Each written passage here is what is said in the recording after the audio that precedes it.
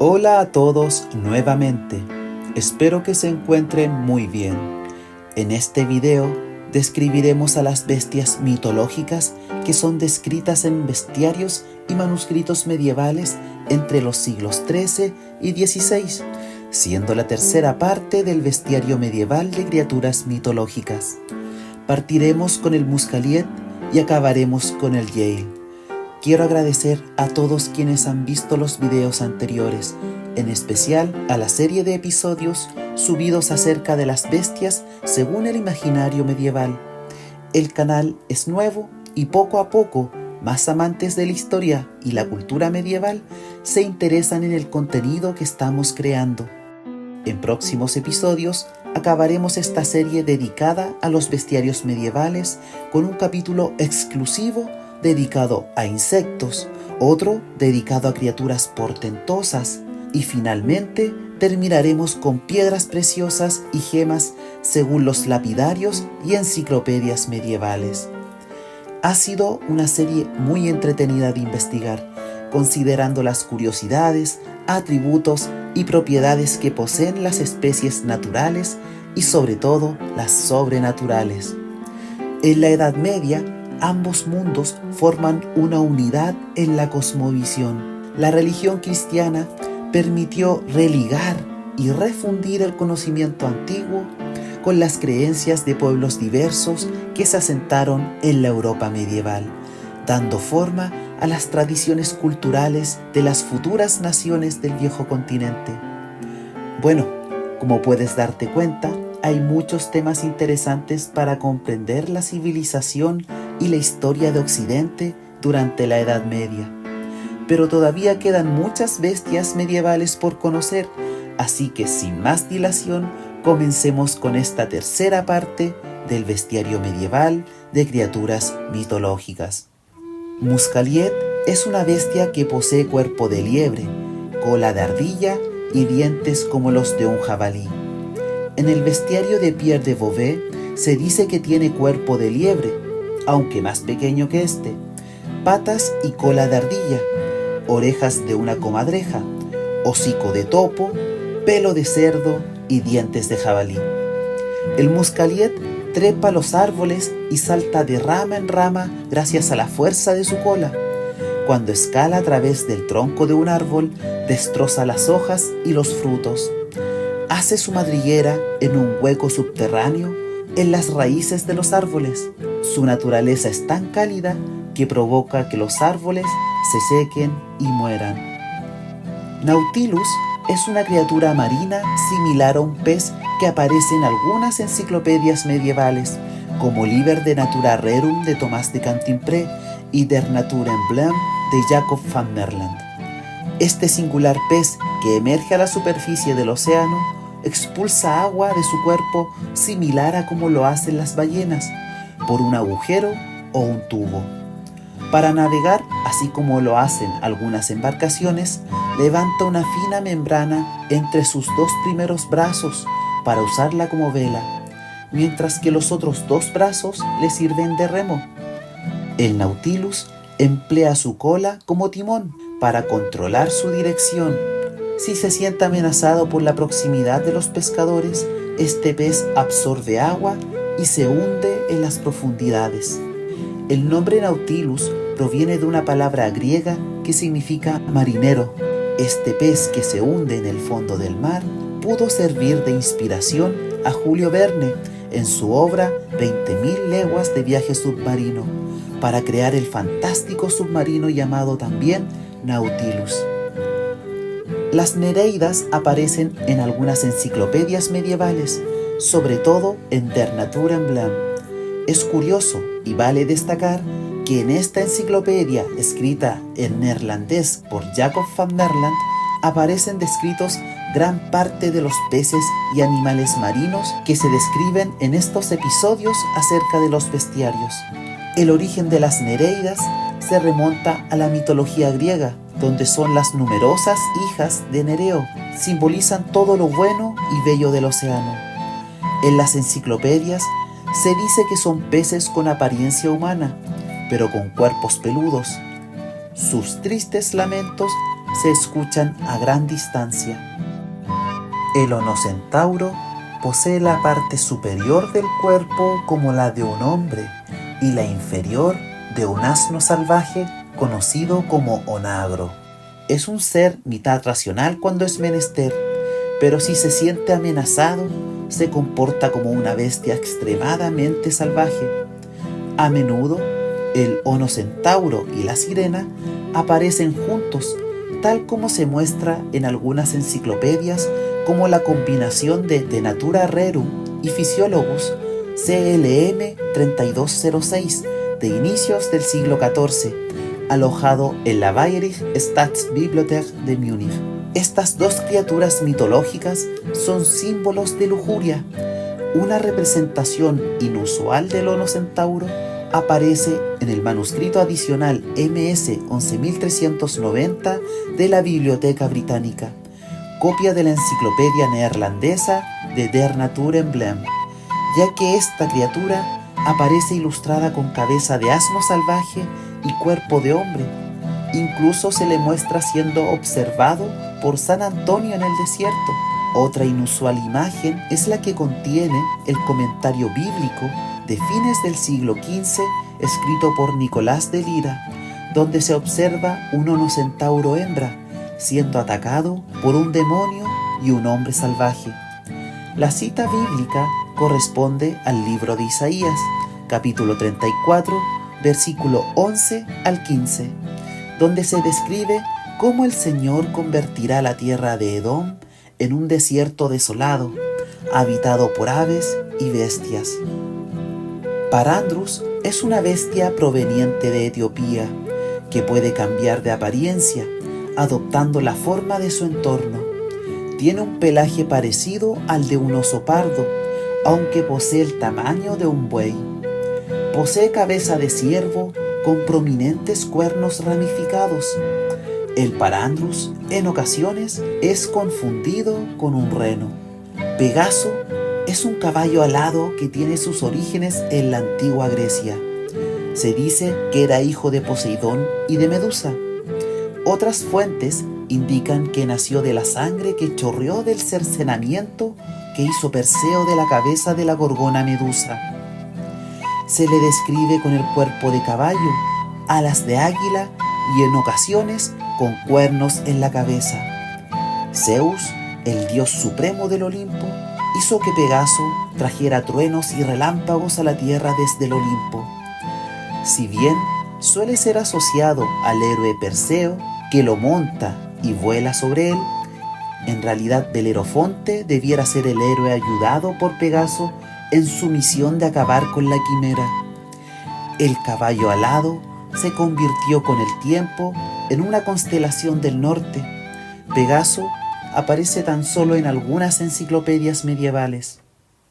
La quimera también es una bestia de la mitología griega. Como se indicó anteriormente, Belerofonte junto al Pegaso acabaron con la poderosa quimera. Se dice que tiene cuerpo de león y cabeza de cabra, capaz de exhalar fuego desde su boca. Además, en el extremo de su cola posee una cabeza de serpiente o de dragón. No suele ser ilustrado en las enciclopedias medievales con sus atributos clásicos. Una extraña quimera fue representada en el manuscrito adicional MS 11390 de la Biblioteca Británica, copia de la enciclopedia neerlandesa Der Natuuremblem.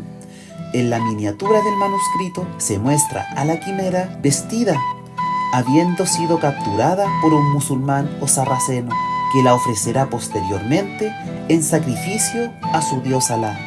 En el manuscrito, una quimera que representa el alma está siendo arrancada por un demonio desde el cuerpo de un moribundo. El texto que acompaña a la imagen dice: la quimera es el alma y la intención de los sarracenos es entregársela a su amo. El sátiro suele describirse como una especie de simio, que a menudo es representado como un hombre salvaje. Se dice que es vivaz y de rostro agradable, aunque las ilustraciones suelen mostrarlo con un rostro poco agraciado. Si bien el sátiro medieval es una especie de simio, suele ser ilustrado como un humano salvaje muy peludo que puede sostener un mazo para defenderse.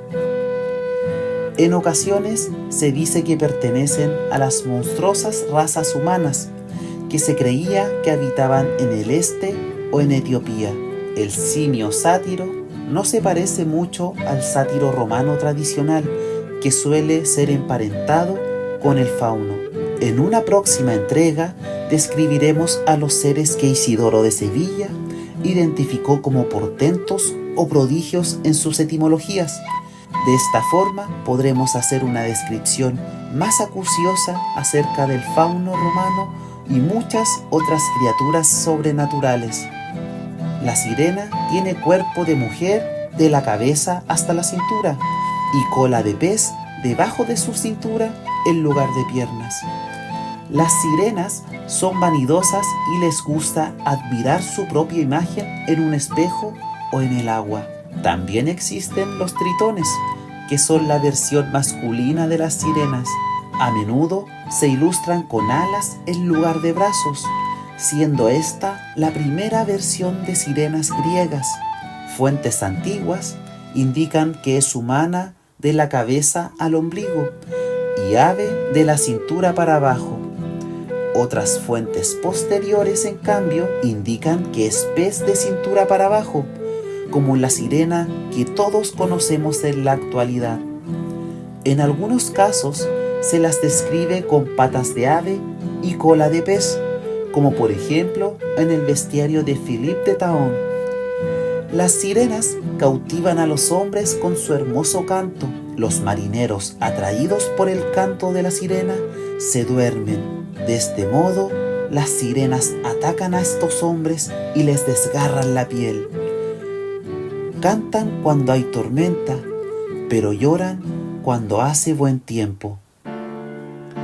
El unicornio se describe de diversas maneras, como si se asemejara a una pequeña cabra o un caballo. Tiene un solo cuerno en medio de su frente, el que generalmente se representa recto y alargado, y a menudo con un surco en espiral que lo recorre de la base a la punta. El unicornio es feroz, fuerte y rápido. Ningún cazador es capaz de atraparlo, ya que es prácticamente imposible encontrarlo. Para capturar al unicornio, primero hay que domarlo.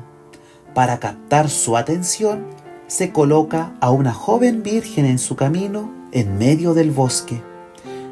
El unicornio, al ver a la doncella, se acerca a ella dócilmente, posa su cabeza en su regazo, donde reposa muy a gusto. De esta forma, los cazadores pueden capturarlo y matarlo con facilidad. Si el unicornio es capturado, será llevado seguramente al palacio del rey. El cuerno del unicornio es muy apreciado, sirve para detectar venenos, y si se sumerge en una bebida envenenada, el cuerno neutralizará el veneno. El cuerno del unicornio en polvo, según dicen, es un potente e infalible afrodisíaco. El relato del unicornio suele ser emparentado con el del monóceros, y algunas fuentes afirman que son el mismo animal. Otras fuentes los tratan como animales distintos y los describen de forma muy distinta. El monócero, a diferencia del unicornio, suele describirse con cabeza de ciervo, cuerpo de caballo, patas de elefante, cola de jabalí y un único cuerno negro muy alargado que le crece en la frente. Cuando el monóceros ataca a su mortal enemigo, el elefante, suele atravesarle el vientre con su cuerno. En la alegoría cristiana, el unicornio representa a Cristo, quien se encarnó en el vientre de María. Cristo fue capturado por los judíos y condenado a muerte, del mismo modo que el unicornio fue capturado y cruelmente asesinado por sus cazadores. Al respecto, Santa Hildegarda de Bingen en su obra Liber Vitae Veritorum del siglo XII, dice lo siguiente: Cristo, el Hijo de Dios, revelador de extraordinarias virtudes, el que ofrece misericordia a todos los que la buscan, como demostró con su persona cuando estuvo en el mundo según su voluntad. En efecto, Él descansó como el unicornio en el regazo de la Virgen, y luego, como el carnero, subió al monte de las virtudes y los milagros, gracias a los que venció completamente al diablo y destruyó su poder. Desde una perspectiva no cristiana, el cuerno del unicornio puede verse como un símbolo fálico, con el que esta bestia profanará a la doncella. Los cazadores matan al unicornio para proteger su pureza, aunque ésta podría no querer ser protegida. La mayoría de las imágenes son ambiguas al respecto, en especial por la intención de la doncella al atraer al unicornio, ya que a menudo parece protestar por su muerte. Santa Hildegarda aconseja: pulveriza el hígado de un unicornio y mezcla este polvo con la grasa preparada con yema de huevo para hacer un ungüento. No hay lepra de ningún tipo que no se cure si la unges con frecuencia con este ungüento, a menos que la muerte esté cerca de quien la padece o que Dios no pueda curarla. Con piel de unicornio haz un cinturón, cíñete con él y ninguna enfermedad grave ni fiebre te dañará las entrañas.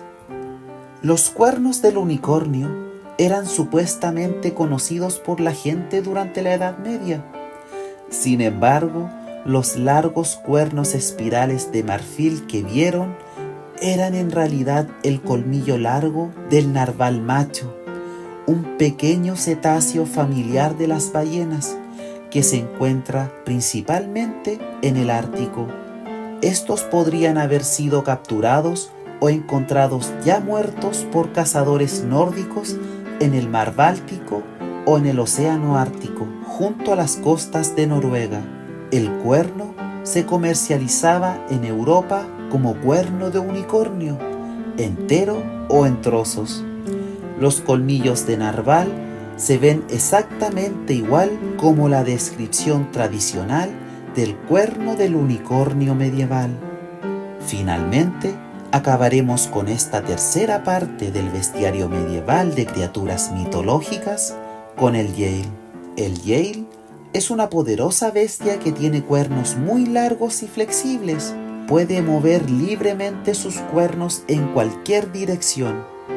Cuando lucha, mantiene un cuerno apuntado hacia atrás, de modo que si el cuerno con el que está luchando se daña, puede llevar el otro al frente.